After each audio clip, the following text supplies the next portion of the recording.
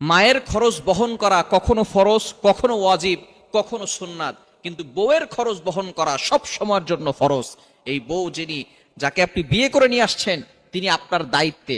আপনার মায়ের হাজবেন্ড রয়েছে, আপনার মা আছে, আপনার বাবা আছে, সুতরাং আপনার মায়ের দায়িত্ব আপনার বাবার। সুতরাং আপনার জন্য প্রেক্ষাপট অনুযায়ী আপনার জন্য কখনো ফরজ হবে খেদমত করা, দায়িত্ব পালন করা ফরজ হবে, কখনো ওয়াজিব হবে, কখনো সুন্নাত হবে, কিন্তু বউয়ের দায়িত্ব পালন করা সব সময় আপনার জন্য ফরজ। কিন্তু দুঃখজনক হলেও সত্য, অনেক পুরুষ সেই বউয়ের সাথে পুরুষের মতো ব্যবহার করে, সেই বউয়ের সাথে ভালো ব্যবহার করে না। মায়ের কথায় বউকে সকালবেলা 3বার তালাক দেয়, বিকালবেলা 3বার তালাক দেয়, আবার সেই বউর সাথে রাত কাটায়। সুতরাং এই জন্যই বর্তমান বিভিন্ন সংসারগুলোতে হারাম সন্তান পয়দা হচ্ছে। এজন্য আমাদেরকে সতর্ক থাকতে হবে।